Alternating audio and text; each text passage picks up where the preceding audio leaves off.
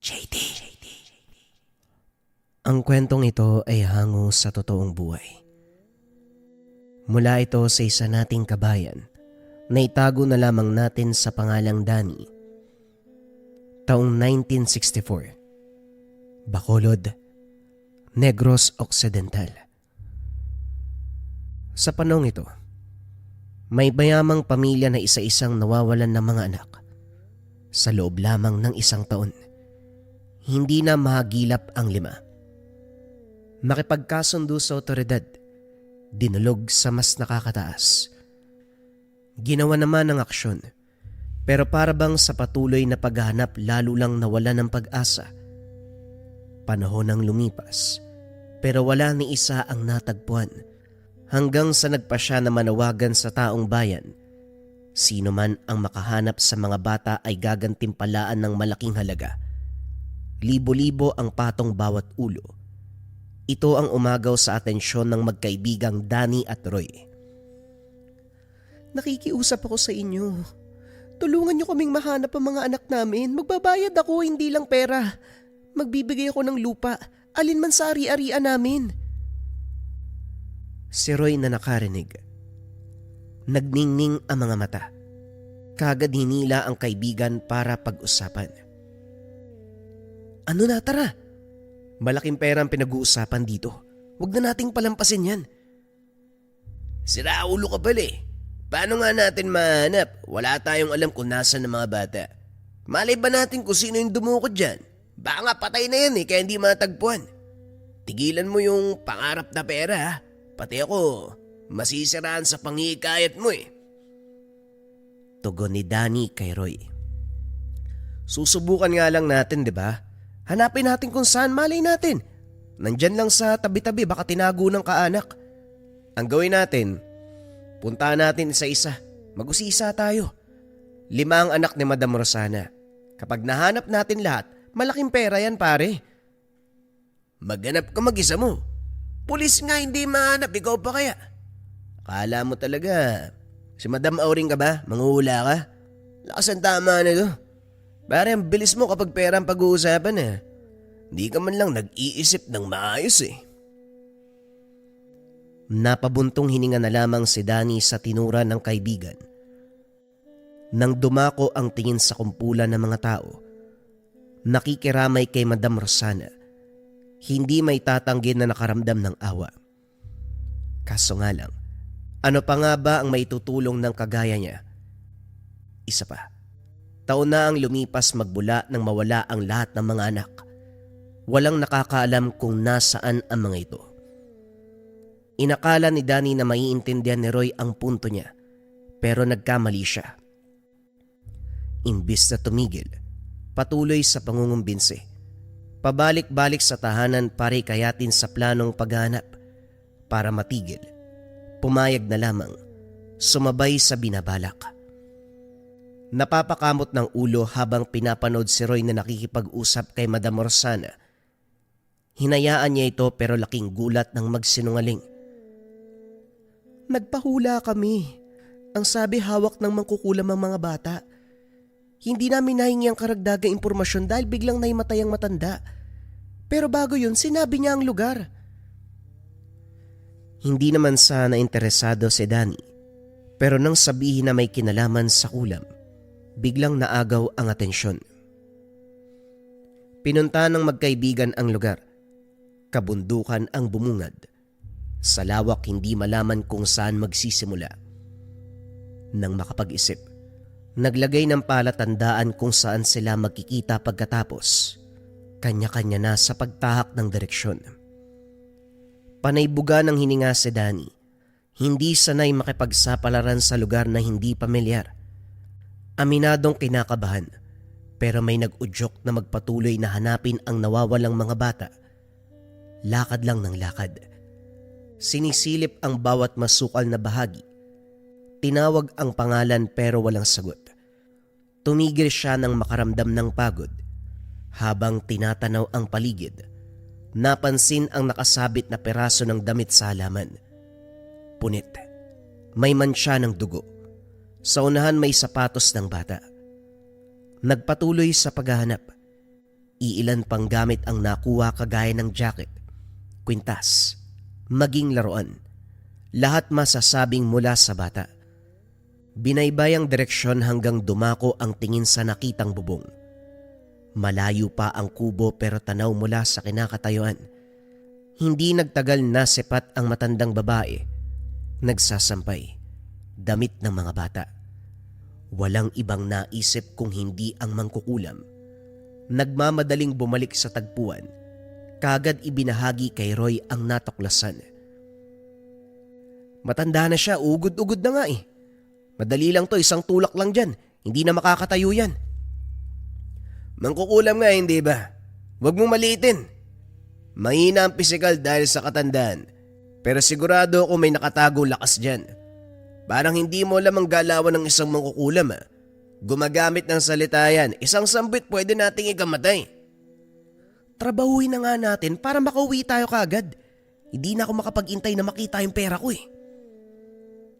Napatitig si Danny. Napailing na lang din. Oo nga pala. Dahil nga pala sa pera kaya tayo nandito. Ano muna ang gagawin natin? Dediretso na ba yung matanda? Sasabihin bang, ikaw ba'y nangulam? Tapos dumakot sa mga bata. Isoli mo bago ka masaktan. O ano, ganun yung gagawin natin. Eto naman oh. Mabubuking tayo kapag ganyan. Halika. Panoorin mo yung gagawin ko ha. Ayusin mo lang yung tingin mo. Mamaya mahulaan yung sadya natin eh. Lumapit ang dalawa. Sa daan palang umaktong naliligaw. Nagkasagutan. Ginawang makatotohanan ang pagdrama. Umagaw ito sa atensyon ng matanda. Tinawag sila. Nag-usisa. Si Roy ang nakipag-usap. Ginalingan ang pagpili ng salita para makumbinsi. Tinuro nito ang daan pero bago sila hinayaang makalis, inimbitahan muna na maghapunan. Habang nakaupo sa hapag, naging malikot ang tingin ni Danny. Luma na ang bahay. Marupok ang materyales sa kahoy. May butas-butas na rin ang bubong. Sira ang ilang bahagi. Maliit lang, pero parang hindi isang tao ang nakatira. May mga gamit ng bata, laruan at damit. Nang maianda ang pagkain kagad sinunggaban ni Roy, pero pinigilan ng binata. Baka nakakalimutan mo nasa tahanan tayo ng delikadong tao. Hindi natin kilala yan. Mamaya may lason pa yan, imbis na makauwi tayo dala ang balita tungkol sa mga bata. Dadagdag pa tayo sa hanapin. Umayos ka. Huwag kang patay gutom. Tubig na lamang ang nilagok ni Roy. Magalang na tumanggi sa pagkain.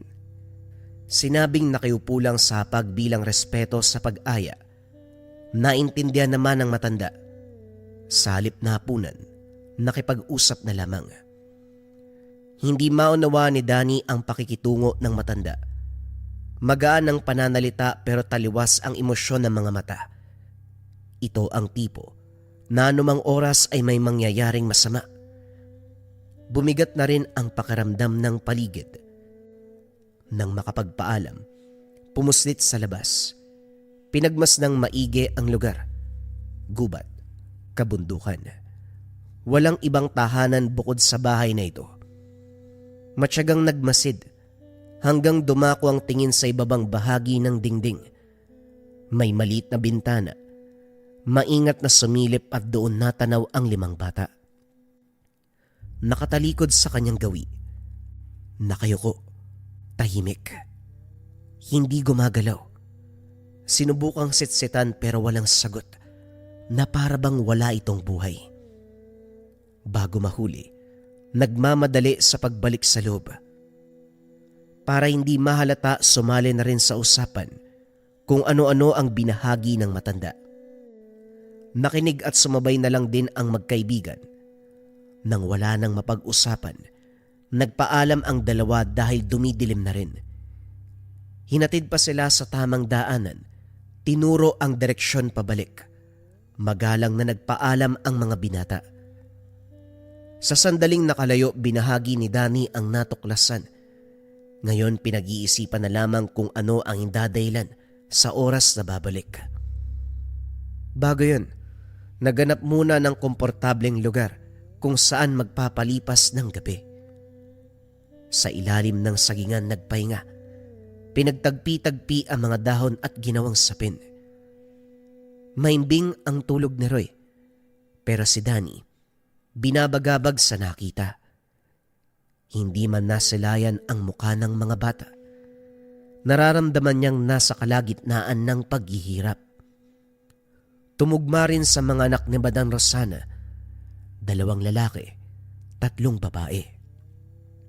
Nasa edad 6 hanggang 13. Maliban dito, hindi maintindihan ang mga gamit sa silid na yun. Parang tambakan ng mga basura. Hindi makilala ang amoy. Sa kalagitnaan ng pag-iisip, dumako ang tingin sa unahan. Malalim na ang gabi. Kalat ang dilim pero dahil sa liwanag ng buwan, naaaninag ang mga bagay-bagay. Kabilang rito ang figura ng tao. Hindi makilala kung babae o lalaki dahil nakabalot ang katawan. Mabilis ang kilos. Madaling nakapagpalit ng pwesto. Nung una inakala pinaglalaroan ng paningin, pero nang marinig ang hiyaw, naalerto si Danny. Ginising si Roy, sabay silang tumakbo. Sa bawat lingon makikita pa rin ang figura hanggang sa hindi na malayan kung gaano katagal nang tumatakbo sa lugar. Pinagpasalamat na lang ng dalawa na hindi nagkahiwalay. Sa kabutiang palad, nawala din ang imaheng iyon. Dito nakahinga ang magkakaibigan. Buisit, kamuntikan pa akong atakihin sa puso ah. Ang lakas ng kabog ng dibdib ko. Akala ko, mabangis na hayop ang makikita sa gubat. May multo rin pala. Multo nga ba? Sa dami ng karunungan sa mundong ito, mahirap nang tukuyin kung multo o kagagawan ng tao ang isang bagay. Yung nakita nating parang tao naman eh. Pinaglalaroan tayo, tinatakot. Bakit mo ba kasi ako kinumbinsi na sumama sa'yo? Dinadamay mo ko sa takutan eh. Uy, wag mo nga akong sinisisi. Oo, kinumbinsi kita. Pero ikaw naman tong pumayag kagad nung marinig ang tungkol sa hula. Naninisi pa to. Hindi mapigilan ni Danny ang magka-interes dahil may kinalaman sa kulam ang pagkamatay ng mga magulang. Paslit pa lamang nang sabihin ng albularyo ang kinamatay ng mga ito. Nasaksiyan din kung paanong magdusa ang ama't ina sa pinataw na sumpa. Nagbago ang anyo na parang pinaghalong tao at hayop. Nagbabago ang lahat. Hindi maunawaan ang kilos sa gabi na parang sinasapian. Ilang insekto ang natatagpuan sa higaan tuwing umaga. Sa ganitong paraan naghirap ang mga magulang hanggang sa binawian ng buhay. Dahil hindi maunawaan ang ganitong kababalagan sa murang edad, labis ang pagsisisi. Hindi nakahingi ng saklolo. Ito ang dahilan kaya nagka-interes sa kaso ng pagkawala ng mga anak ni Madam Rosana. Nais makaharap ang mangkukulam. Sa isip ng binata, hindi man ito ang may kasalanan sa nangyari sa mga magulang. Walang pinagkaiba. Parehong mangkukulam. Kinabukasan naglibot muna sa paligid para makahanap ng makakain. Sa kalagitnaan nakasalubong ang magkakahoy. Naguguluhan sa presensya ng mga binata. Humingi ng kaunting oras para makausap. Pasensya na kung naistorbo ko ang paglilibot nyo. Nakakapagtaka lang kasi na may naglalakwatsa sa baging ito. Hindi naman kayo mukhang naligaw. Ano ba talaga ang pinunta nyo rito? Tanong ng matanda na nagpakilala sa pangalang Mang Teofilo. Imbis na sagutin, nilis ni Roy ang usapan. Kaso nagpumilit ang matanda. Walang nagawa ko hindi magsabi ng katotohanan. Sa lugar po kasi namin, may magkakapatid na nawala. Nung nakaraang taon pa po, nanawagan ng ina. Nandito kami, tumulong sa paghanap. Ang lugar na ito ang sinasabi ng mga hula. Pinahulaan kasi kung nasaan ang mga bata eh.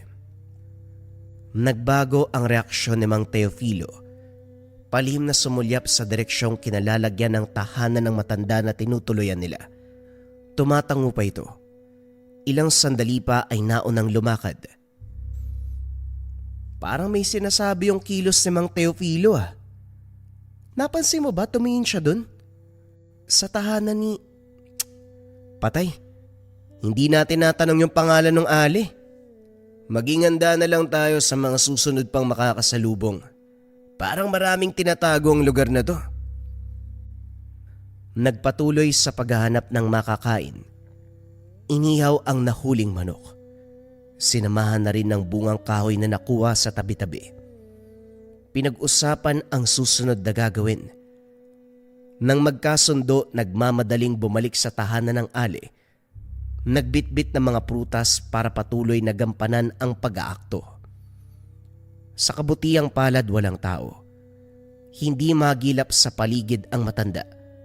Sinamantala ang pagkakataon. Dumiretso sa ilalim na bahagi ng tahanan. Kanya-kanya sa pagduwal sa pagbungad ng matapang namoy. Para bang nabubulok na karne. Dumagdag ang malansang dugo. Nilalangaw ang paligid. Bukod sa lumang kagamitan, umagaw sa atensyon ang partikular na bahagi kung saan nakatambak ang punit na mga damit. Buhok, kuko, daliri, parte ng tao. Sa tabi naman natutuyong mantsa ng dugo sa sahig at dingding. Sa ngalan ng Ama, Anak at Pare, hindi na tao ang mga to. Wika ni Roy. Napatanda ng krus nang dumako ang pansin sa mga bata. Maputla ang balat. May bakas ng tahi kung saan-saan. Wala ng kuko. Hindi pantay ang pagkakagubit ng buhok. Nangingitim ang mga labi. Mulat pero wala ng kamalayan sa paligid. Nanlalamig at naninigas ang katawan. Ang ipinagtataka lang, wala na itong buhay pero nananatiling nakatayo. Sinubukan pang itulak pero nagmistulang matigas na pader. Hindi magalaw. Bago makapag-isip ng susunod na akbang, nagmamadali sa paghanap ng malulusutan nang marinig ang ingay sa taas. Nakabalik na ang matanda. Sa kabutiang palad nakatakas naman ang magkakaibigan. Halos kapusan ng hininga sa pagiging kabado. Pansamantalang nagtago sa gupat, nag-iisip ng gagawin. Sana hindi mapansin ng ali yung pagpasok natin dito. Ano na ang susunod pare? Hindi ko alam na buwis-buhay pala to. Pero mas nakakatakot yung nangyari sa mga bata ah. Paano nangyari yung ganun? Walang naisagot si Danny sa tanong ng kaibigan. Kahit ito man ay walang ideya. Sa pagbalik, nasilip ang ginawa ng matanda. Nagsasalitang mag-isa. Sinusuklayan, pinapaliguan, binibihisan ang mga bata. Dahan-dahang inlalalayan palapit sa mesa. Sinusubuan ng pagkain. Pagkatapos nun ay nagbuklat ng libro. Binasahan pa ng kwento. Baliw na nga siya. Pero nung nakaraan nakakausap naman natin ang matino ah. Anong pakulo yung nilalaro ng babaeng yan? Sariliin mo na lang muna mga tanong dahil maski ako naguguluhan na. Kailangan madala tayo pabalik para mapatunayan na nahanap na nga natin ang mga bata. Hindi tayo papaniwalaan kung salita lang. Dapat merong ebidensya. Anong gagawin mo? Magbubuhat ka ng patay. Hoy Danny, kilabutan ka naman. Sa muling pag-alis ng ali, mabilisang pinasok ng mga binata ang tahanan. Kinuha ang ilang gamit ng mga bata na may palatandaan sa kanila. Pagkatapos nun, nagmamadaling tinahak ang daan pauwi. Dumiretso sa tahanan ni Madam Rosana. Humagulgul ito nang makilala ang mga gamit. Kinumpirma na pagmamay-ari ng mga anak. Lalo itong nawala sa sarili nang ibahagi ang kalagayan. Hindi kinaya ang naririnig. Bago matapos ang pagsasalaysay, bigla itong nahimatay. Ang asawa nitong si Don Mariano ang kumausap kay Danny at Roy. Inakalang matutuwa sa ginawa ng mga binata, pero sermon ang inabot. Nagalit ito. Nakiusap pang wag mangialam sa kaso. Hiniling pa nakalimutan ang natuklasan. Nagkunwari na walang natagpuan sa kagubatan. Nagbayad naman ito ng halagang pinangako ng asawa, pero dumagdag ito sa iisipin nila Danny. Hindi sila hinayaang makausap muli si Madam Rosana. Sandali. Tama ba yung narinig ko sa lalaking yun? Nahanap na nga yung bangkay ng mga anak niya. Ganun pa ang sasabihin. Parang lumalabas. Siya yung may gawa kung bakit nawala yung mga bata eh. Pareho tayo ng iniisip. Sana nga lang mali tayo. O baka naman, ayaw niyang pag-usapan kasi sabihin na nating bangkay na. Pero kahit buto pa ang matagpuan, hindi ba dapat bawiin para man lang mabigyan ng maayos sa libing? Mga anak niya yun eh. Anong klaseng ama yun? Bahala siya. Ang importante rito may pera. Isang bag pa nga o ang bango pare. Amoy mo, dali. Wika ni Roy. Habang dinarama ang tuwa ng may maraming pera. Kagad binilang ang kabuuan at hinati sa parehong halaga. Inilapag sa mesa ang pera ni Danny. Nagpaalam itong umalis. Naiwan ng binatang nahulog sa malalim na pag-iisip. Binabagabag sa nangyari sa tahanan ng Ali. Dumagdag pa ang kilos si Don Mariano. Wala siya sa posisyon na mangialam, pero nakaramdam ng responsibilidad na alamin ang katotohanan. Pinalipas ang araw, nagmamatyag, nakikibalita sa takbo ng investigasyon. Sinarili muna nila Roy ang natuklasan para pag-aralan ang kaganapan. Lalo na ang mga pulisya at si Don Mariano. Katulad ng inasahan, hindi may kakaila ang kahinahinalang kilos. Sa pagkakaunawa ni Danny, inutusan ang pulisya na wag nang hanapin ang mga bata. Kumbaga, ipapakita sa mga tao lalo na kay Madam Rosana na ginagawa ang trabaho. Pero ang totoo ay hindi. Kinumbinsi pa nito na itigil na lamang ang investigasyon at tanggapin ang pagkawala ng mga anak. Kaso ayaw ng asawa. Ang lalim ng iniisip mo ah. Huwag mo sabihin na hindi mo pa rin nakakalimutan yung tungkol sa Ali. Alam mo, kahit ako man nakukonsensya eh. Kaso, ano bang laban natin kay Don Mariano? Pulis siya nga napapasunod eh. Pero tama bang manahimik na lang? Gayong may nalalaman naman tayo. Kausapin natin si Madam Rosana. Sabihin natin na handa tayong tumulong. Kukunin ang bangkay ng mga bata doon sa tahanan ng Ali. Hoy, naririnig mo ba yung sinasabi mo ha? Kung makapagsalita ka, akala mo may laban tayo sa mangkukulam ha? Sa nangyari doon? Ayoko nang umulit ha? Napansin ni Danny ang pamumutla ng balat. Pumapayat. Naninilaw ang mga mata. Panay ang pag-ubo. Naglalabas ng malapot na plema. May sakit ka ba? Nagkasala ka siguro sa engkanto doon sa gubat. Ganyan ka na ilang araw pagbalik natin mula doon ha. Nagpatingin ka na ba? Kulang siguro ng tulog. Napapadalas ang pagpupuyat ko eh. Gabi-gabi sa pasugalan tapos umiinom pa. Tigil-tigilan mo ang pagsalo sa basa ng iba. Minsan nagdudulot ng sakit ng tiyan lalo na sa inuman. Diyan nakuha ni Mang Toto ang sakit na hepa eh. Tignan mo ang nangyari. Labas-pasok sa ospital. Magpahinga ka rin, awat sa pagsusugal, pinapatay mo ang sarili mo eh. Sa kabila ng sinabi, duda si Danny na dulot ito ng pagpapabaya ni Roy sa sarili. Hindi niya alam kung saan nakakuha ng ideya, pero malakas ang kutob na gawa ito ng Ali. Dahil sa iniisip, kumuha ng ilang hibla ng buhok at dinala sa albularyo. Katulad ng iniisip, kasalukuyang dinanas ang sumpa ng barang. Tatapatin kita, Danny. Hindi madali ang sitwasyong ito.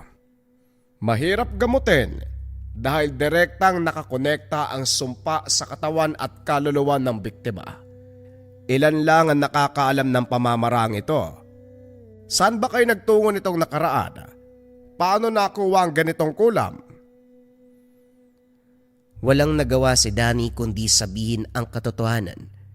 Pinaliwanag ang natuklasan sa kabundukan, sa tahanan ng Ali, at sa biktimang nakakulong doon. Tahimik na nakinig ang albularyo. Inunawa ang detalye. Ito naman ang kinilabutan sa nalaman. Sa pagpapalitan ng opinyon, nangako si Mang Felipe na tutulong para mapakawalan ang mga batang bihag. Sa ngayon, kinakailangan munang isalba ang buhay ni Roy. Dinala ang kaibigan sa tahanan ng albularyo, si Nuri. Binigyan ng pangunahing lunas para humupa ang kalagayan. Pagkatapos inihanda para sa isasagawang ritual. Inihipan ng dasal. Maya-maya pa nawalan ng malay si Roy. Sinugatan ang balat. Binuhos ang katas mula sa ginawang lunas. Ilang sandali pa nagkamalay ang binata. Nagwawala. Sumisigaw na parabang maging kaluluwa na sasaktan. Patuloy sa pagdurugo ang sugat hanggang sa may gumalaw sa ilalim ng balat. Kusang lumabas ang insekto. Gumapang, pero kalaunan binawian ng buhay.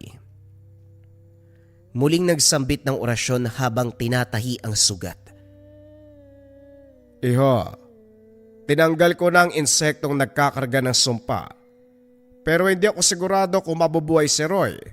May kapit pa ang kulam sa kaluluwa nito. Ipagpapatuloy ko pa rin naman ang ritual pero uulitin ko. Walang kasiguraduhan. Sandali, hindi ko po maintindihan. Hindi ba kasabay ng pag-alis ng insekto ang sumpa? Bakit may kumakapit pa? Pamahika ng tawag sa pamamarang ito. Mataas na uri ng kulam. Maaaring maalis ang insekto anumang itinanim sa katawan ng biktima. Pero hindi nangangahulugan na 100% ang kaligtasan. Sinabi ko naman kanina, delikado ito. Tapusin niyo na lang po ang proseso.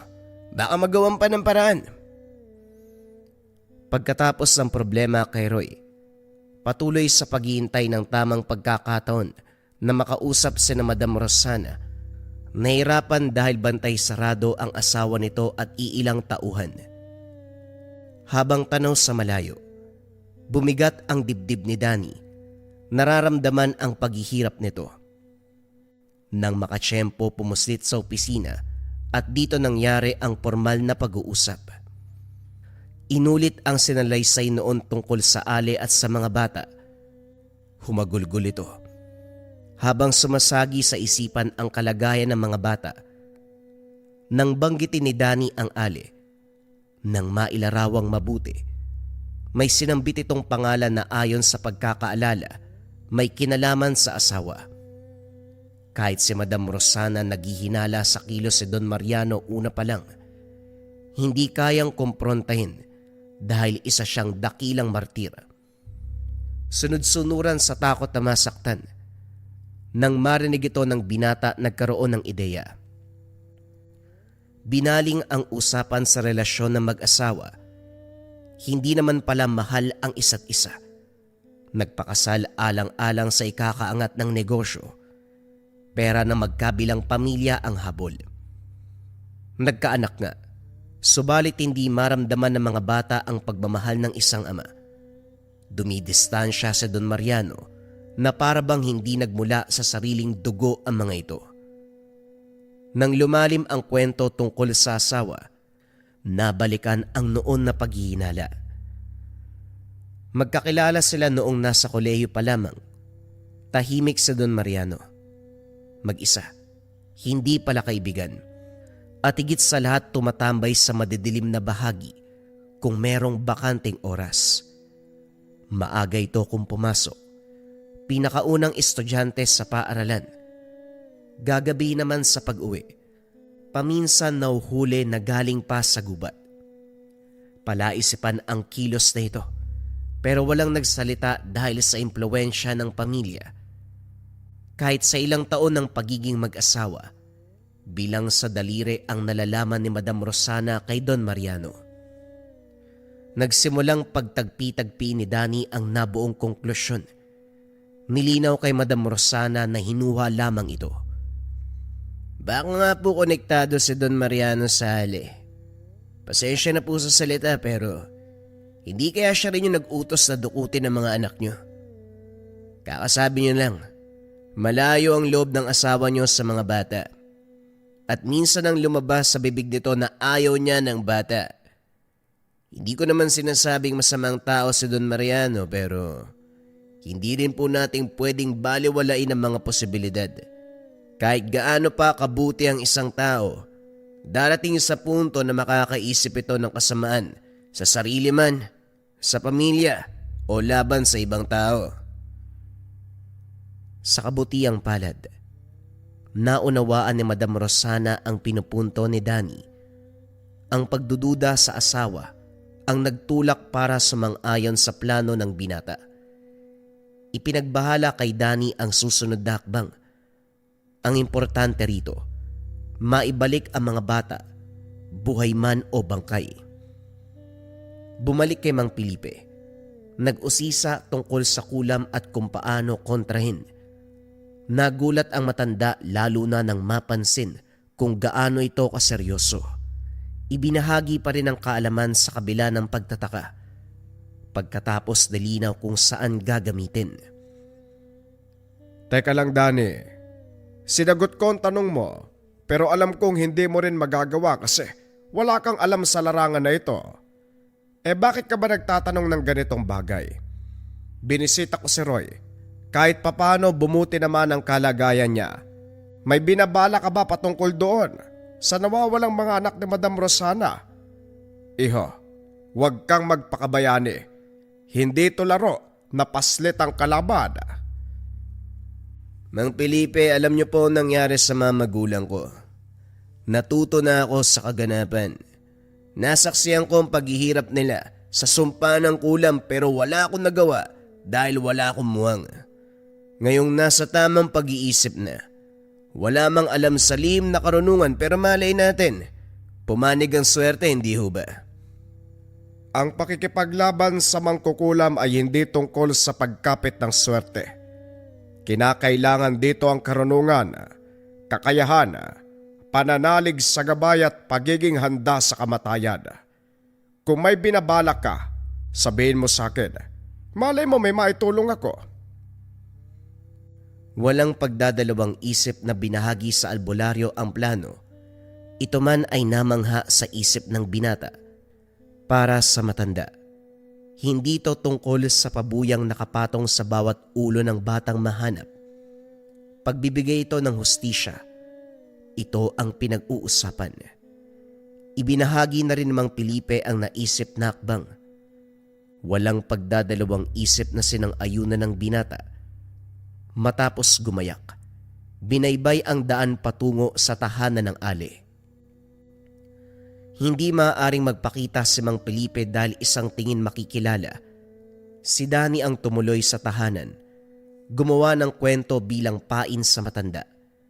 Nilapatan ng sabulag ang dala nitong pangontra. Sa kabutiang palad kumagat ang ali. Sa puntong ito lang din nakilala. Aling Marisol, maligaya ako nakabalik dito. May dala akong pagkain at karne. Sariwa ang mga yan. Wala po kasing pasok tapos naisip ko kayo. Tinulungan nyo rin ang kaibigan ko nung araw. Nga o pala, bakit nyo piniling manirahan dito? Masyado na pong malayo sa kabiasnan. Kayo na lang din ang tao. Walang kapitbahay. Hindi naman ako nag-iisa, iho. May mga anak ako. Nasa kwarto sila. Hindi ko lang pinapalabas dahil delikado ang lugar na to. Gusto mo ba silang makita? Napalanok si Danny nang masilayan ang ngiti ng matanda. Ginapang ng takot nang maalala ang itsura ng mga bata. Pero para malaman ang katotohanan, nilunok ang takot at pumayag. Dinala siya ng matanda sa basement. Pigil hininga dahil mas dumoble ang tapang ng amoy kumpara ng una. Nagtataka dahil may sariwang dugo sa sahig. Naroon din ang buhok na bagong gupit. Nag-iwas ng tingin nang sumulyap si Aling Marisol. Pinakilala nito ang mga bata. Binigyan ng pangalan isa-isa. Lahat tumugma sa tunay na pagkakakilanlan ng mga ito. Tuloy-tuloy ang kwento. Hinuhuli ni Danny sa salita sa pamamagitan ng pagtatanong. Pero hindi naging madali dahil maingat ang matanda. Ang totoo niyan, apo ko sila. Ayaw alagaan ng anak ko kaya ako na lang. Nung una ayaw makinig kaya ginawa ko ang lahat para sumunod sa akin. Tignan mo sila. Ano man ang sabihin ko, walang kontra. Dahan-dahang inilabas ni Danny ang pangontrang likido. Habang abala sa pagtitig sa mga bata, sinamantala ang pagkakataon. Sinabuyan. Sabay tawag ng pangalan ni Mang Felipe. Dali-dali namang nagpakawala ng orasyon sa hangin ang matanda. Nanlaban si Aling Marisol. Dumampot na mga bagay pero inunahan ni Danny. Nanlaki ang mga mata sa gulat. Kagad nabitawan ang pala na direktang tumagos sa tiyan. Basta na lang ito hinugot sa tabi.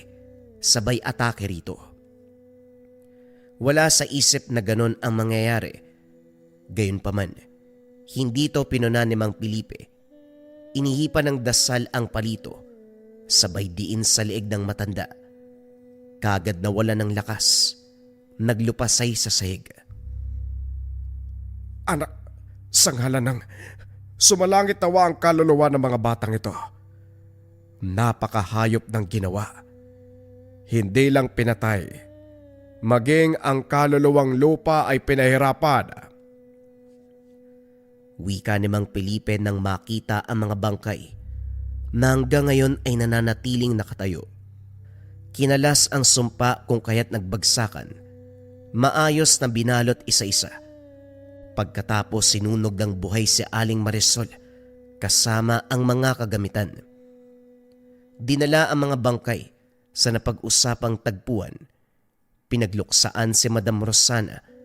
Paulit-ulit na sinumpa ang asawa. Hindi pa man malinaw ang koneksyon ni Don Mariano kay Aling Marisol, ito pa rin ang sinisisi. Matapos mabigyan ng maayos sa libing, tinawagan ang asawa para ipahinto ang operasyon ng otoridad. Sinabing tanggap ang pagkawala ng mga anak. Maraming salamat sa inyo. Napakahayop ni Mariano. Ginawa niya ito sa mga anak namin. Huwag kayo mag-alala. Hindi niya malalaman ang tungkol dito. Pagtatakpan ko kayo.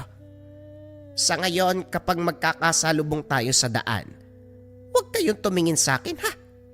Kilala ko siya. Malakas magduda pagdating sa ganitong bagay. Kailangan nating mag-ingat. Nagawa niyang ang patay ng sariling anak. Kayo pa kaya na hindi ka pamilya? Nakahinga si Danny. Sa ginawang pakiramdam, naigante rin ang mga magulang. Lihim na pinagmalaki ang sarili dahil nailigtas ang mga bata. Hindi lang isa o dalawa, kundi 5 bangkay ang naiuwi. Nabigyan ng maayos sa libingan. Lumipas sa mga araw, kalagayan naman ni Roy ang tinutukan. Kagaya ng sinabi ni Mang Felipe, hindi madali ang pakikipaglaban sa kulam. Gayunpaman kahit papano may mabuting pagbabago. Unti-unting nanumbalik ang lakas. Makalipas ang buwan, tuluyan ang nakaligtas sa kulam. Habang nagpapatuloy sa buhay, nabalita ng magkaibigan ang isa-isang pagbagsak ng negosyo ni Don Mariano. Kahit ang negosyanteng tinuring na pinakamayaman na baon sa utang, pinaghahanap ng pinagkakautangan, humantong sa punto na hindi magilap matapos maglayas. Binisita ni Danny at Roy si Madam Rosana. Sa kabutiang palad, hindi ito nasangkot sa isyu ng asawa. Magkaiwalay naman pala ang pinapatakbong negosyo. Subalit kapansin-pansin ang pagbabago sa pisikal na anyo nito. Dahan-dahang bumagsak ang kalusugan, maging ang kulay ng mata ay nagbago rin. Habang nakatitig, nanumbalik sa alaala ang nangyari sa mga magulang. Ganito ang umpisa ng sumpa. Pagkatapos ng pagbisita, binagabag sa kalagayan ni Madam Rosana. Nang hindi matahimik tumakbo sa tahanan ni Mang Felipe, nag-usisa sa sintomas ng kulam. Marami ang binanggit sa dami ng uri. Naudlot ang usapan tungkol dito nang isingit ng matanda ang gawain ni Aling Marisol. Nagsaliksik ako pero walang sapat na impormasyon. Hindi ko alam kung gawa lang ng purong kulam o baka kalahating demonyo ang matandang yon. Kaya kahit ang katawang lupa nagawang patagalin. Niwala ngang senyalis ng pagkaagdas eh. Bangkay na lang pero nakakatayo pa rin. Nga pala, nagtatanong ka ulit tungkol sa kulam. May problema na naman ba? Si Madam Rosana po. Nakikita ko sa kanya nangyari sa mga magulang ko. Dahan-dahang bumagsak ang katawan eh.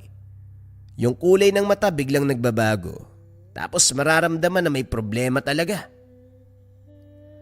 Gusto ko ang pagpansin mo sa ganitong detalye. Pero baka nakakalimutan mo na hindi lahat ng ganong sintomas ay dahil sa kulam. Pwedeng dulot lang ng pagpapabaya sa sarili. Mahabang panahon din ang pagluluksa ni Madam Rosana sa sinapit ng mga anak niya.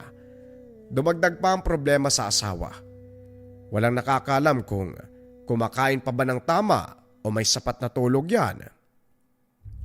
Tama naman ho kayo pero iba ho talaga ang kutob ko eh.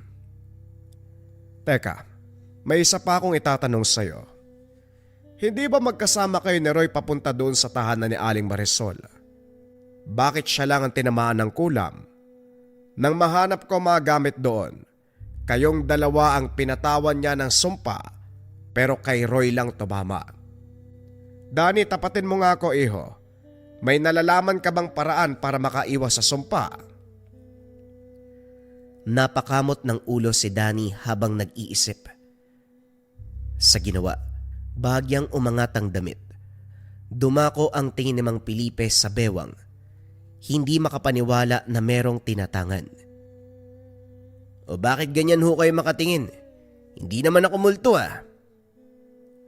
Habak. Meron kang habak. Nauunawaan ko na. Hindi ka tinatablan dahil sa tangan mong habak. Saan mo nakuha yan? Masyadong pamilyar ang itsura. Bigay ito ng ama noong paslit pa lamang. Ang sabi proteksyon sa masamang tao. Ibinili na huwag tanggalin kahit tumanda na. Walang ideya kaya binaliwala. Ngayon lang nalaman ang tunay na gamit. Hindi makapaniwala sa pagpapaliwanag ni Mang Felipe tungkol dito. Hindi lang laban sa taong may masamang balak, pati na rin sa kulam, parang, aswang, at iba pang elemento o kababalagan. Nagbungkay pa ang albularyo na aralin ang dasal at orasyon, pero tumanggi si Danny. Hindi na nais pang palalimin ang pagkakakilala sa lihim na karanungan. Sa nangyari pa lang sa isyu ng kulam, hindi madali ang pinagdaanan. Bumalik ang usapan tungkol kay Madam Rosana. Binisita na lamang ni Mang Felipe para personal na masuri. Namangha sa binata. Tama ang hinala. May kapit ng kulam sa katawan ng negosyante. Nang magsagawa ng ritual, napailing na lamang. Ang nasa likod nito ay walang iba kung hindi si Don Mariano. Ano ba talaga yung problema ng taong yun sa akin? Pagkatapos sa mga anak ko, ako naman, kung ganito lang palang sasapitin, sana hindi na ako nagpatali sa kanya. Pinakasalan ko pa. Tiniis ang pagmamaltrato tapos ganito ang aabutin ng pamilya ko. Hayop na yan, walang kaluluwa. Demonyo! Tama na. Walang magagawa yan. Hindi pag-aanong nag-ugat ang sumpa, kaya madadaan pa natin sa gamutan. Yun ay kung papayag kayong gamutin kita, nasa iyo pa rin ang pagpapasya. Manong naman, otomatiko na yan. Kapag nagpasuri ang tao, magpapagamot yan. Malay mo baka may ibang desisyon. Gusto ko lang na malinaw at maayos sa pag-uusap bago isagawa ang akbang. Si Madam Rosana na mismo ang sumagot. Walang pagdadalawang isip na pumayag. Kaagad isinagawa ni Mang Felipe ang panggagamot. Inihipan ng dasal, sumambit ng orasyon. Matapos ang mahabang pagbigkas, nagulat na lang si Danny dahil iba ang boses na lumabas sa mismong bibig ni Madam Rosana. Mas malalim na at halos boses lalaki. Maya-maya pa kinausap ito ni Mang Felipe. Pinatawag kita ngayon para usisain sa ginawa mo. Bago yon, sino ka? Sabihin mo ang pangalan mo. Sa tingin mo ba magsasalita ako? Inasahan ko na natatawagin mo ang aking espiritual na kakayahan. Bago mo ko makilala, kilalang kilala kita. Mali pala. Dapat ako magsabi. Bago kita pinatawag, kilala na kita kung sino ka. Gusto ko lang marinig mula sa iyong pagsambit ng pangalan mo, pero kung ayaw mo naman, ayos lang din. Umusad tayo sa kasunod na tanong. Pagkatapos sa mga anak, asawa naman, ano bang problema mo sa sariling pamilya? Kung ayaw mo sa kanila, pwede ka namang humiwalay eh. Hindi kailangang umabot sa kulam sa isa-isang pagpatay ng bawat miyembro ng pamilyang binuo mo. Masyado kang maraming alam. Pero pasensya ka na. Tikom ang bibig ko sa katanungan mo. Huwag ka na rin mangahas na putulin ko ang sumpa. Baka maisipan kong ibaling sa'yo. Mauna ka pang mamatay kaysa sa asawa ko. Tignan mo na, dadulas ka na rin sa sarili mong salita, Mariano. Mag-ingat ka. Booking ka na. Natahimik ito at hindi na muling nagsalita. Natatawa na lamang si Mang Felipe habang pinagpapatuloy ang ritual. Pinutol ang sampa ng kulam. Pinatawa ng parusa si Don Mariano. Ilang sandali pa nagbalik sa ulirat si Madam Rosana. Sinabihan nito na huwag mag-alala. Naturuan ng leksyon ang asawa. Subalit napangibabawan ng galit at may hiniling. Naunawa ng albularyo ang punto kung kaya't magalang na sumunod. Hindi matahimik si Danny nang basta na lamang lumakad si Mang Felipe. Hindi narinig ang pag-uusap sa pagitan nito at ni Madam Rosana, kaya naman nagpapatanong. Sa pagkakaintindi sa kilos ng matanda ay may binabalak. Hindi tinigilan hanggat hindi sumasagot. Sumama si Danny sa paghahanap. Hindi inasahan sa kaparehong kagubatan matatagpuan si Don Mariano. Ang nagturo, ang magkakahoy na si Mang Teofilo. Hindi nakaligtas kay Mang Felipe kaya nagsabi ng totoo. Sa katunayan, kilala ng matanda ang negosyante pati na rin ang namayapang mangkukulam. Dito nalaman, pangalawang ina ni Don Mariano si Aling Marisol na siyang nagturo sa kanya ng kulam. Dinala sila sa tahanan kung saan ito nagtatago. Sinubukang umatake sa pamamagitan ng orasyon pero kaagarang nakontra ni Mang Felipe. Walang pagdadalawang isip, sinugod ng dasal. Hinayaang magdusa habang pinapakinggan ang bawat usal. Naglupasay ito ng umepekto ang orasyon ng albularyo.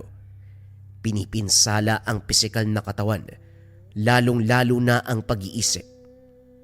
Hindi naglaon, kusang bumigay ang katawan.